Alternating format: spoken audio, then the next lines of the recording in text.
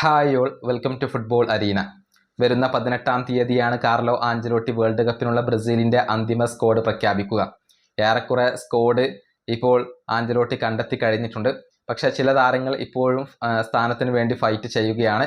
പരിക്കുള്ള Estevao വില്ലൻ്റെ കാര്യത്തിൽ വ്യക്തതകളില്ല. അതുപോലെ തന്നെ എൻട്രിക്ക്, ഇഗോർ തിയാഗോ, നെയ്മർ ജൂനിയർ എന്നിവരൊക്കെ സ്ഥാനത്തിന് വേണ്ടി ഫൈറ്റ് ചെയ്യുന്ന താരങ്ങളാണ്. ഏതായാലും ഇതേക്കുറിച്ച് എൻട്രിക്ക് സംസാരിച്ചിട്ടുണ്ട്. അതായത് വേൾഡ് കപ്പിനുള്ള ആ ഒരു സ്ക്വാഡിൽ തനിക്ക് സ്ഥാനം ഉറപ്പില്ല എന്ന കാര്യം എൻട്രിക്ക് തുറന്നു പറഞ്ഞിട്ടുണ്ട്. യാഥാർത്ഥ്യ ബോധ്യത്തോടു കൂടിയാണ് അദ്ദേഹം സംസാരിക്കുന്നത്. എൻട്രിക്കിൻ്റെ വാക്കുകൾ ഇങ്ങനെയാണ്: വേൾഡ് കപ്പിൽ എൻ്റെ സ്ഥാനം അത് ഉറപ്പുള്ള ഒന്നായിക്കൊണ്ട് ഞാൻ കാണുന്നില്ല. കാരണം Joao Pedro, Igor Thiago, Richarlison, Vitor Roque, Caio Jorge തുടങ്ങിയ മികച്ച താരങ്ങളോടാണ് ഞാൻ മത്സരിക്കുന്നത്. ബ്രസീലിലും യൂറോപ്പിലും വളരെ ഹൈ ലെവൽ ഫുട്ബോൾ കളിച്ചുകൊണ്ടിരിക്കുന്ന താരങ്ങളാണ് ഇവർ. ബ്രസീലിന് ഏറ്റവും യോജിച്ച താരങ്ങളെയാകും ആഞ്ചലോട്ടി തിരഞ്ഞെടുക്കുക. എൻ്റെ കുട്ടിക്കാലത്തെ സ്വപ്നമാണ് വേൾഡ് കപ്പിൽ പങ്കെടുക്കുക എന്നുള്ളത്.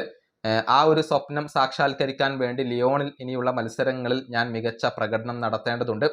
26 താരങ്ങളിൽ 2 സ്പോട്ടുകൾ മാത്രമാണ് അവശേഷിക്കുന്നത് എന്നാണ് അറിയാൻ സാധിക്കുന്നത്.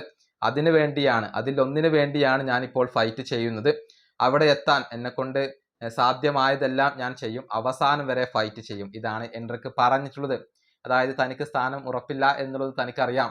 പക്ഷെ അവസാന നിമിഷം വരെ ആ സ്ഥാനത്തിന് വേണ്ടി താൻ ഫൈറ്റ് ചെയ്യും എന്നാണ് എൻട്രിക്ക് ഇപ്പോൾ വ്യക്തമാക്കിയിട്ടുള്ളത്. ലിയോണിൽ മികച്ച രൂപത്തിൽ ഇപ്പോൾ എൻട്രിക്ക് കളിക്കുന്നുണ്ട്. എസ്റ്റവായോ വില്ലൻ പരിക്ക് മൂലം പുറത്തായാൽ തീർച്ചയായും എൻട്രിക്കിന് സ്ഥാനം ലഭിക്കും.